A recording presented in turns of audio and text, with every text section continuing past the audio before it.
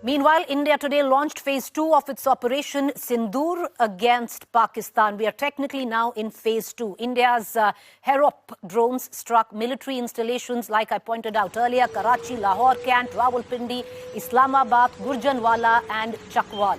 The visuals of Indian drone debris found on your television screen, you can see on various parts of Pakistan, viewers. Pakistan in a sense of chaos, in a sense of panic, where its residents, villages, recovering pieces of the debris of the drones that India used to retaliate, proportionally retaliate to Pakistan. Meanwhile, Pakistan's attempted late last night and early this morning. Of course, we're going to take you through on what Pakistan had attempted, and you can see that on your television screen. These 15 spots across a 2,000-kilometer borderline. You can see from Awantipura, Srinagar, Pathankot, Jammu, Ludhiana, Kapurthala, Chandigarh, Jalandhar, Adampur, Bhatinda, Nal, Falodi, Uttarlai and Bhuj. These were the areas that Pakistan attacked or attempted to attack through the course of the night yesterday, viewers. And each of those attempts were thwarted.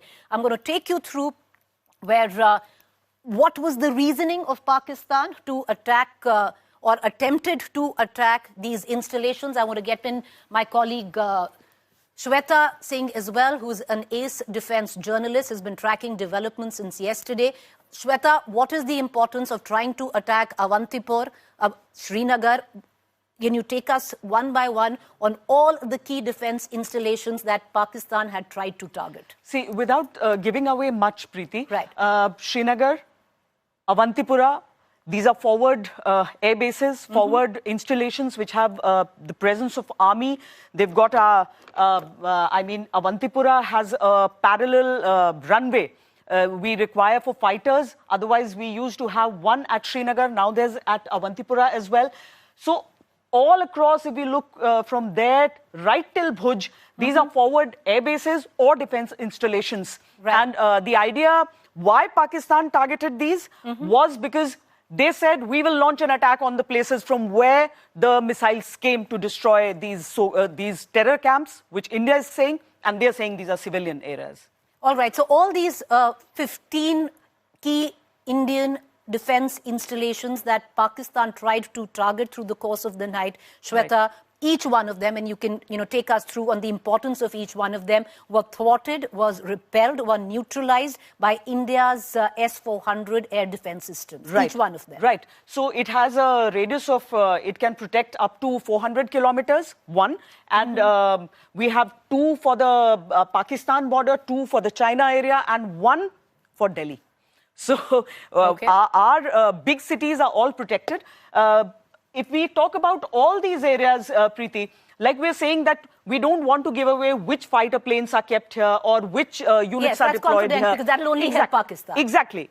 Right. They might have a fair idea in this age of information. But each one of them was crucial to India, you're saying. Correct. Bhuj, again, instrumental in wars. It is a forward air base. It covers the entire south of Pakistan. Uttarlai, we fought a battle there. Falodi, we fought a battle there. Nal, Bhatinda. Now, you don't just see the forward air bases or the forward defense installations, but right behind that, we have ample defense strategic assets which Pakistan wanted to target. Adampur is an air base, and we've got...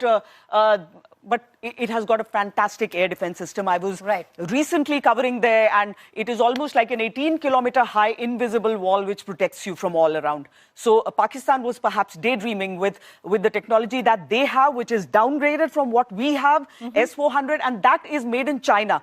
So China made a cheap copy of S-300 and sold it to Pakistan. Pakistan by now knows what happened.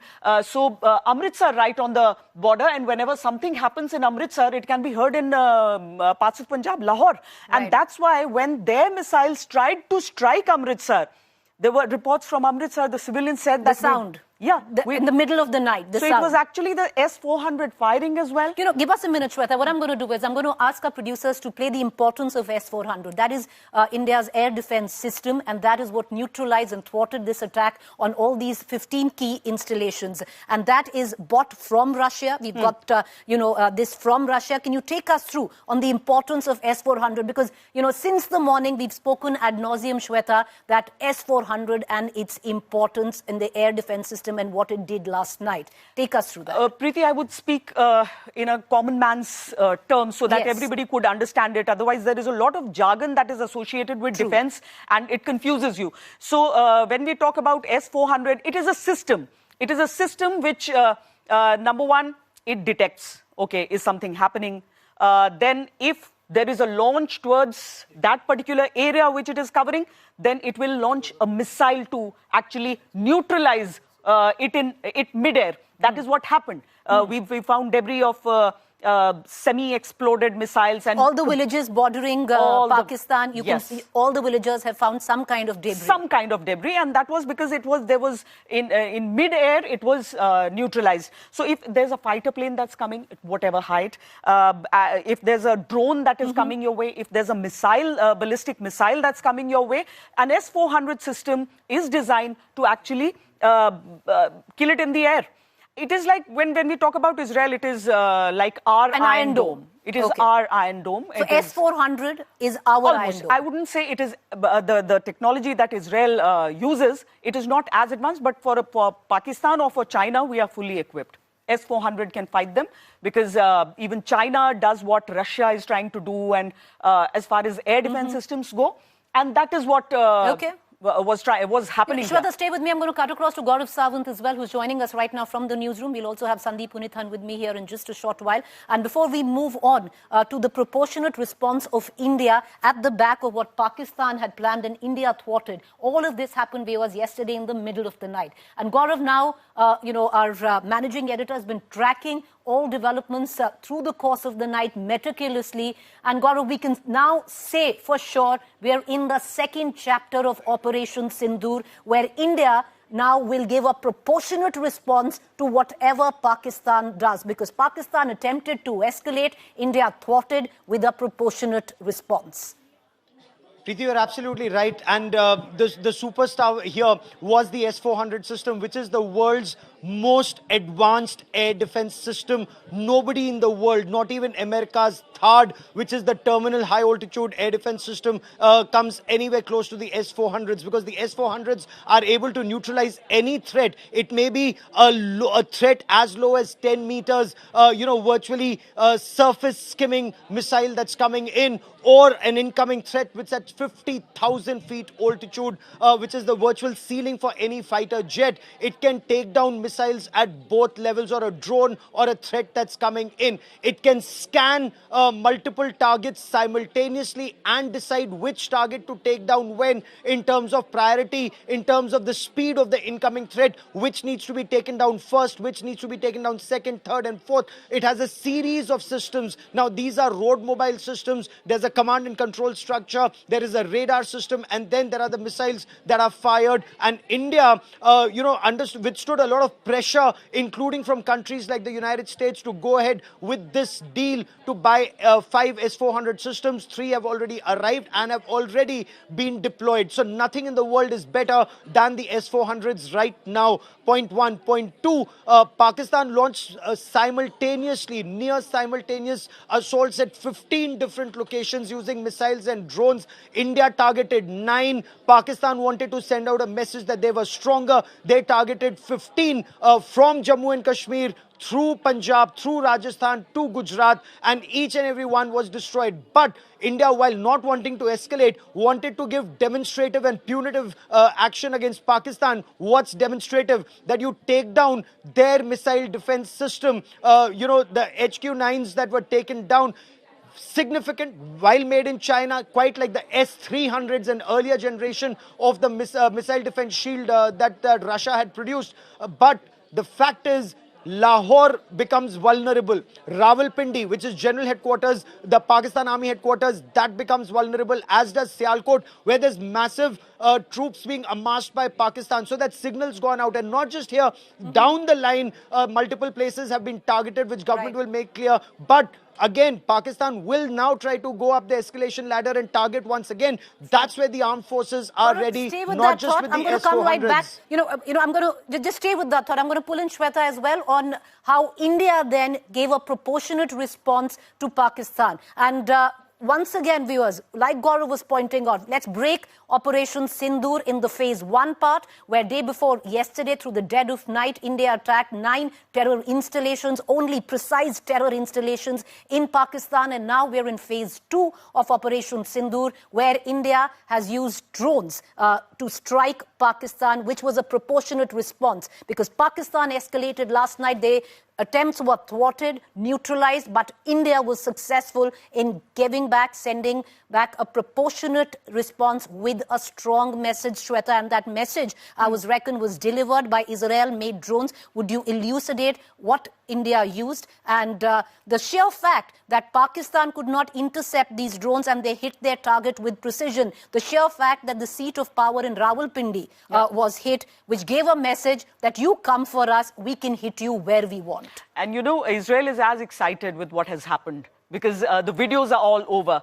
Preeti, I'd like to take you a night before, when Pakistan, in a response to our attack on their terror centers, sent swarm drones. These are, again, source-based. I've spoken to a lot of soldiers posted on the line of control, and they've said there have been reports of swarm drones coming in from Pakistan, trying something nasty, but did not happen. Now, they try to attack our bases. So Pakistan also used drones plus missiles? They tried to. Not attacking these places particularly, but probably for Reiki. Okay. We can just say that at the moment. And India responded by these Herop drones, which were sent inside Pakistani territory on these bases from where their stupid attack was, I think, unleashed. That would be the best thing to say, because their air defense failed when we sent in the missiles and the drones for the attack on day 1. And then when India retaliated to their attack on our bases, we retaliated with Herop drones. Now, Pakistan is saying, very interestingly, that they shot down these drones. And even some international media outlets are saying that the Herop drones were shot down. No, you do not shoot down a Herop drone. It is a suicidal drone. It is a Fidain drone, if I could say that. Well, that's quite ironic. Yeah. Because where we used it, it is ironic. It does not come back. Yeah. It will destroy the place. So you will find its debris, but it has done its job.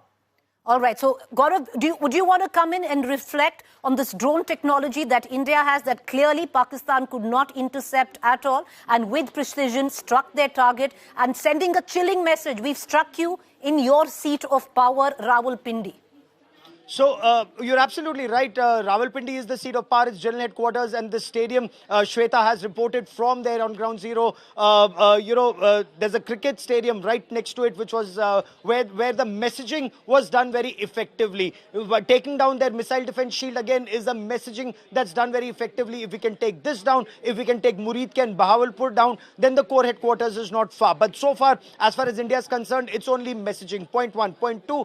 As Shweta was mentioning, Herop's state of the art. Yesterday, I had Israel's ambassador, Reuven Azar, on the show with me. And, he was talking about the technology cooperation that's happening between India and Israel. We all know of the intelligence cooperation that's happening between India and Israel.